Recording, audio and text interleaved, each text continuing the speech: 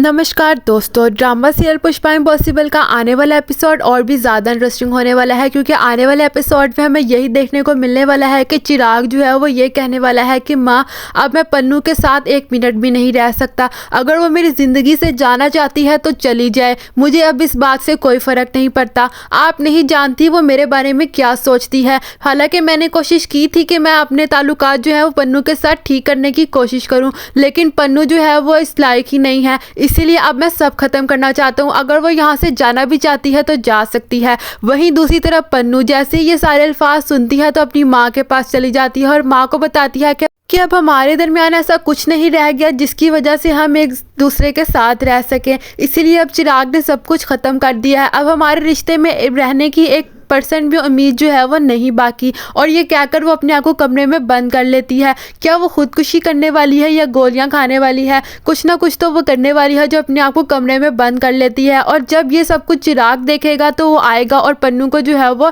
ठीक करने की कोशिश करेगा, और पन्नू जो है और इनके दरमियान जो रिश्ता है वो बिल्कुल ठीक हो जाने वाला है। आने वाला एपिसोड बहुत ही ज़्यादा इंटरेस्टिंग होने वाला है। आगे क्या होने वाला है ये सब कुछ हम आपको बताएंगे आज की वीडियो में, लेकिन इससे पहले बात कर लेते हैं आज के एपिसोड की। आज के एपिसोड में हमें दिखाया जाता है कि जो तीसरा वाला बच्चा होता है वो राशि को सब कुछ सच आकर बता देता है कि पैसे जो हैं वो बादशाह ने चुराए हैं, और राशि जो है वो अपनी माँ को बता देती है और माँ जो है वो उनसे पैसे लेकर चली जाती है। लेकिन जब बादशाह के हाथ से पैसे चले जाते हैं तो वो बहुत ज़्यादा परेशान हो जाता है, क्योंकि उसको गुंडे लेकर आ रहे होते हैं। गुंडों ने उसको चेतावनी दी होती है कि अगर तुम ना लाए पैसे तो हम जो है तुम्हें मारेंगे चोर आके, इसलिए वो चला जाता है। लेकिन दोस्तों यहाँ पर ड्रामे में एक गलती दिखाई गई है, और वो गलती ये दिखाई गई है कि पहले बादशाह जो था वो ये कह रहा था कि हम तीनों 40-30-30 ऐसे करेंगे, 40% हिस्सा मेरा होगा, 30% तुम दोनों का होगा। और फिर अचानक से ये कौन सा गुंडा निकल आया जो कि लाख रुपया बादशाह से मांग रहा है। वैसे तो मेकर्स को थोड़ी सी गलती जो है उन्होंने दिखाई है, लेकिन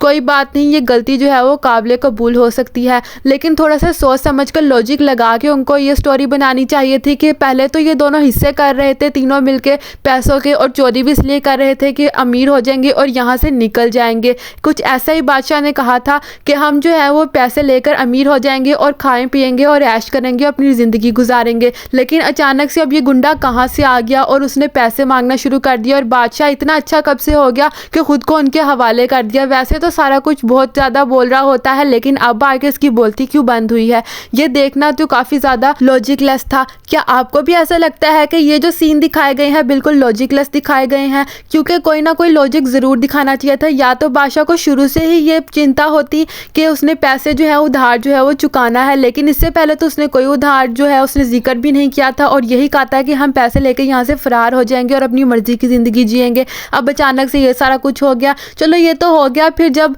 वो चला जाता है वो बहुत ज़्यादा टेंशन में होता है, और गुंडे जो है उसको ड्रम के अंदर बंद कर देते हैं और उस पर गर्म तेल डालने वाले होते हैं। लेकिन जो तीसरा वाला होता है वो पुष्पा को सारी स्टोरी बताता है कि इस तरीके से उधार लिया था तो अब ये हो रहा है हमारे साथ।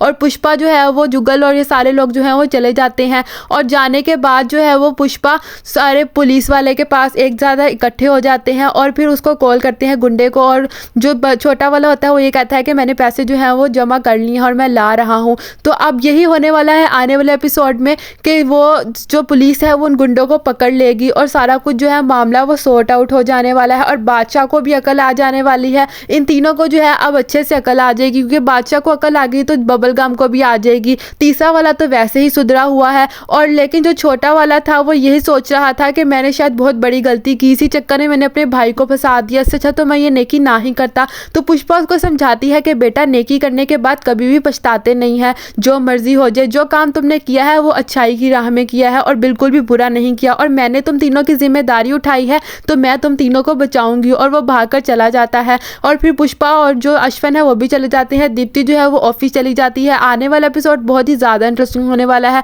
क्योंकि आने वाले एपिसोड में हमें अगर चिराग और प्रार्थना के आपस में ताल्लुकात ठीक हो जाएंगे तो दूसरी तरफ हमें दीप्ति और अश्विन के ताल्लुकात ख़राब देखने को मिलने वाले हैं, क्योंकि वो जो बॉस है दीप्ति का वो उसकी वजह से दोनों मियाँ बीवी के दरमियान जो है वो ताल्लुकात ख़राब होने वाले वाले हैं। अश्विन जो है ना चाहते हुए भी शक करने लग जाएगा दीप्ति पर और दीप्ति को ये बात बहुत ज़्यादा बुरी लगेगी। अश्विन उसे कहेगा कि तुम ये जॉब छोड़ दो, लेकिन दीप्ति ये जॉब नहीं छोड़ने वाली। जैसा कि आप लोग पहले भी जानते हैं, पहले भी इनके दरमियान जॉब को लेकर बहुत सी लड़ाइयाँ हुई थी और दीप्ति जो है वो बहुत ऊंची फैमिली से बिलोंग करती है इसी वजह से। लेकिन अब जो है प्रार्थना और उनके दरमियान ताल्लुकात ठीक होने वाले हैं, क्योंकि जो मर्जी हो जाए चिराग जो है प्रार्थना से बहुत ज़्यादा प्यार करता है इसी वजह से, और वो नहीं देख सकता प्रार्थना को ऐसी हालत में। क्या पता प्रार्थना माँ भी बन जाए आगे जाकर। और वहीं दूसरी तरफ अश्विन जो है वो जेलस होने वाला है दीप्ति के बॉस से। अभी ये सारा कुछ जो है आने वाला है, ये मैंने आपको पहले ही अपडेट दे दी है, लेकिन अभी जो बादशाह का मामला है वो भी सारा सॉर्ट आउट होने वाला है और हमें ये भी देखने को मिल सकता है